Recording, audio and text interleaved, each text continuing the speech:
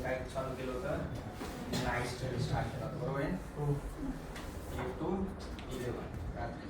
Okay नाही, तुम्ही सर्वांनी त्या नाईट स्टडीला चांगला रिस्पॉन्स केला, बरोबर आहे? पॅरेंट्सला थोडंसं त्रास झाला असेल, पण मला वाटतं काही आदिती कंटिन्युअसली येते तेव्हापासून, अनुष्का पण आहे, जे रेग्युलर स्टुडंट्स येणारे आहेत ते बऱ्यापैकी सगळे स्टुडंट्स होते.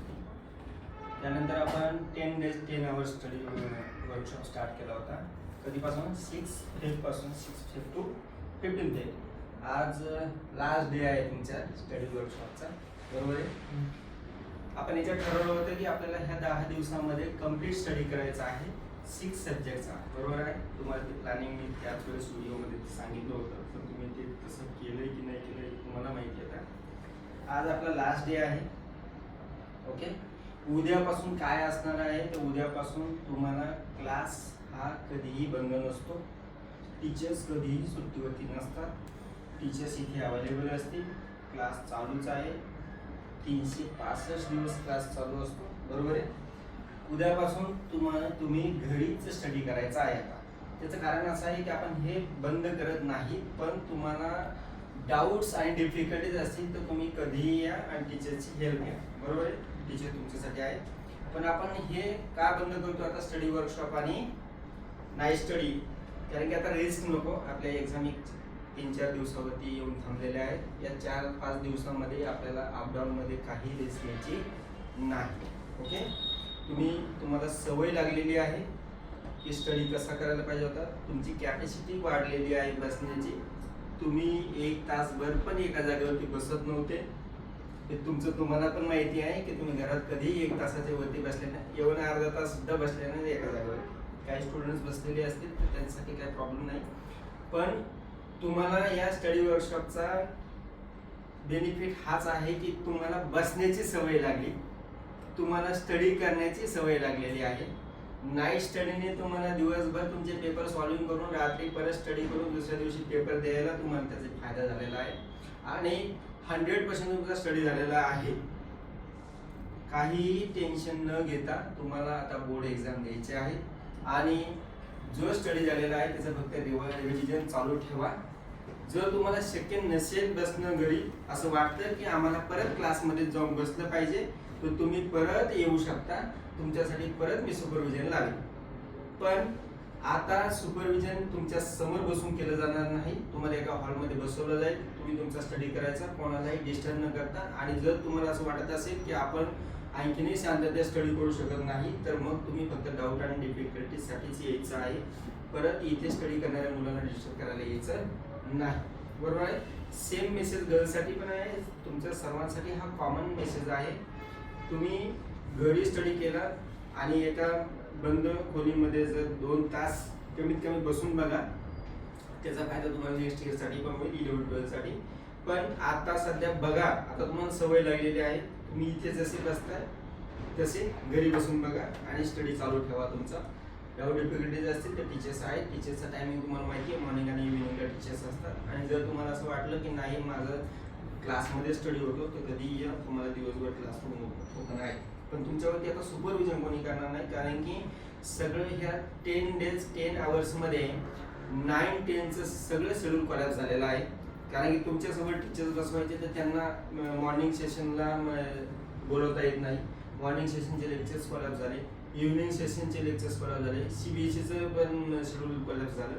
तर होऊ द्यात, पण हे तुमच्यासाठी केलं 10 days 10 hours मध्ये आणि तुम्ही त्याला चांगला रिस्पॉन्स दिला, स्टडी केलाय. आणखी फक्त आता रिव्हिजन करण्याची गरज आहे. आणि जी स्टुडंट्स शेवटच्या दिवसामध्ये लूज पडलेली आहेत किंवा आम्हाला सगळं येतं आणि आता माझा कम्प्लीट स्टडी झालेला आहे, या आविर्भावात राहू नका. तुम्हाला जे काय रिव्हिजनचा तुमचा शेड्यूल आहे त्याप्रमाणेच रिव्हिजन चालू ठेवा.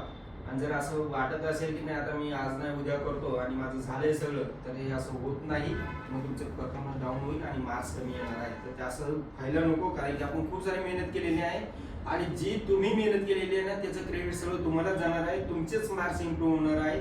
आम्हाला एकच समाधान असेल बाबा की या मुलांना आपण बसण्याची सवय लावली, त्यांना स्टडी करण्याची सवय लावली की जे वर्षभर तुम्हाला ते जमत नव्हतं. दुसरी गोष्ट आहे की आपण बोलल्याप्रमाणे तुम्हाला 5 वाजताच्या ब्रेकमध्ये स्नॅक्स पण मिळालेला आहे. जे काय मिळालेलं तुम्ही ते आवडीने खाल्लंय. त्याच्यात कामरांच्या मम्मीने एक दिवस आणून दिला सगळ्यांसाठी स्नॅक्स. त्यांनी म्हटलं की सर मला द्यायचंच आहे, तर ते तुम्हाला सगळं त्या पद्धतीने, कारण की तुमची एनर्जी कुठेही लूज होऊ नये आणि भूक लागली तर मग काय खायचं हा प्रश्न येऊ नये म्हणून आम्ही ते ठेवलं होतं स्नॅक्स थोडंसंमध्ये. आणि तुमच्या आवडीचा विषय जो आहे तो आहे स्टँडअपचा. त्याची डेट लवकरच अनाऊन्स केली जाईल. पण असं वाटतं की आता ते एक दिवस नको वेस्ट करायला, कारण की आता एक्झाम जवळ आलेले आहे. हे बघा, सेलिब्रेशन हे तुम्हाला 12th स्टँडर्ड नंतर करता आलं पाहिजे आणि ते असं असलं पाहिजे की तुम्ही आयुष्यभर विसरला नाही पाहिजे. कारण की 10th, 11th आणि 12th हे 3 वर्ष फार इम्पॉर्टंट असतात करिअरचे. आणि ह्या 3 वर्षात ज्या मुलांनी हार्डवर्क केलेलं आहे, ज्या मुलांनी 10 आवर्स स्टडी केलेला आहे, तुम्ही केलेला आहे, त्या मुलांचं करिअर खूप ब्राईट झालेलं आहे. आणि ती मुलं, आपलीच मुलं, आता ते पॅरेंट्स आले होते ना, ते सांगत होते की सर तुमच्या या ब्रँडचं एवढं मोठं नाव आहे आमच्या एरियामध्ये. कारण की हे शाहूनगर, संभाजीनगर, पूर्णानगर, राजे शिवाजीनगर ते सेक्टर 16 इकडे चिखलीपर्यंत आणि खाली मुळशीपर्यंत या एरियातले ऑलमोस्ट प्रत्येक घरातलं मुलं आपल्या या ब्रँचवरती शिकलेलं आहे. आणि त्याच वेळेने आपण गेले मी 15 वर्ष त्या मुलांकडून काम करून घेतो, पण या वर्षी तुमच्याकडून जास्तीचं काम करून घेतलेलं आहे. कारण की या वर्षी जे आपल्याकडे 50 स्टुडंट्स लास्ट इयरला अबोव 90 वाले होते, बरोबर आहे, बाहेर बोर्ड लागलेला आहे. पण या वर्षी तशी वाटत नव्हती आम्हाला बॅच. ही बॅचमुळे आपल्याला काही मुलं रिझल्ट देणारे आहेत, पण आम्हाला खूप साऱ्या मुलांकडून रिझल्ट पाहिजे असतो. आणि असं वाटलं आम्हाला की अरे या बॅचमधून रिझल्ट कमी येऊ शकतो, म्हणून आम्ही हे सगळं नाईट स्टडी आणि स्टडी वर्कशॉप ठेवलेले होते. आणि त्याचा फायदा ह्या पहिलीच बॅच आहे की तुम्हाला मिळालेला आहे. ओके, आता हा फायदा कधी दिसेल आपल्याला, जेव्हा तुमचे बोर्डचे पर्सेंटेज चांगले येणार आहेत. आणि मी नाईट स्टडी स्टार्ट केल्याच्या नंतर 1-2-3 दिवसांनी एक व्हिडिओ शूट केला होता तुम्हाला विचारूनच की तुमचे पर्सेंटेज किती असतील. तो व्हिडिओ यूट्यूबवरती आहे. तुम्ही काय बोललेला आहात, तुम्हाला ते रिपीट बघायचं असेल तर तुम्ही बघू शकता आणि त्या वेळेने ते टार्गेट अचीव करण्याचा प्रयत्न करा. तुम्हाला माझ्याकडून आणि आपल्या सर्व टीमकडून बोर्ड एक्झाम ही खूप चांगली जावी, तुम्ही ठरवलेलं टार्गेट अचीव व्हावं आणि तुमच्या आईवडिलांचं आणि त्याच्यानंतर आमचं कुठंतरी नाव आलं तर ही चांगली समाधानाची बाब असेल.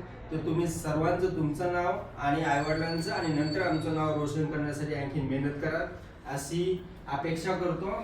आणि ईश्वरचरणी प्रार्थना करतो की आपल्याला भरभरून पर्सेंटेज मिळावेत आणि मला सगळे अबोव 90% घेऊन, सगळे मार्क लिस्ट घेऊन माझ्याकडे पळत यावेत अशी अपेक्षा आहे तुम्ही सर्वांनी.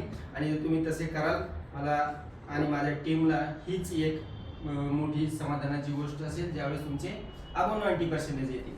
खूप जड अंतकरणाने मला बोलावं वाटतं की कारण की तुम्ही आमच्याबरोबर 1 वर्ष, 2 वर्ष, 3 वर्ष, काही मुलं 8th स्टँडर्ड पासून आहेत आमच्याबरोबर. तर या मुलांबरोबर आम्ही खूप साऱ्या आठवणी ठेवलेल्या आहेत आणि या आठवणी आणखीनही पुढे फ्युचरमध्ये याच्यात तुमच्यात बसलेल्या काही मुलांचे 11th स्टँडर्डसाठी सुद्धा ॲडमिशन झालेत आपल्याकडे ऑलरेडी कॉलेजला. तर ते मुलं तर आमच्याबरोबर असणार आहेत आणखी 2 वर्षांनी. पण आपण सर्व परत एकदा आमच्याबरोबर याल अशी अपेक्षा आहे. आणि तुम्हाला परत एकदा बोर्ड एक्झामसाठी खूप खूप शुभेच्छा देतो आणि तुम्ही छान मार्क्स मिळावेत अशी ईश्वराकडे प्रार्थना करतो आणि थांबतो. ओके, तुमच्यासाठी क्लास कधीही बंद नसणार आहे. ओके, गैरसमज करून घेऊ नका. पण मला रिस्क वाटते अपडाऊन मध्ये नको यायला आता ती, कारण की तुमच्या पॅरेंट्सला आणून घेऊन सोडावं लागतं. तर तुम्ही घरी बसून, जर तुम्हाला असं वाटत असेल की माझा घरी बसून स्टडी होईल छान, तर घरी बसूनच करा. तुमच्या पॅरेंट्सला असा रॉंग मेसेज जाऊ देऊ नका की सरांनी आजपासून बंद केलेलं आहे. ओके, आणि जर तुम्हाला यायचं असेल तर नक्की या, परत प्लॅन केला जाईल त्याच्याविषयी. ओके, ठीक आहे, काय करूयात, यायचंय तुम्हाला परत एक्झाम होईपर्यंत. ज्यांना यायचंय त्यांनी आता सांगा, म्हणजे प्लॅन करायला लागेल. नसेल यायचं तर मग घरी छान स्टडी करा. Okay, sure, thank you.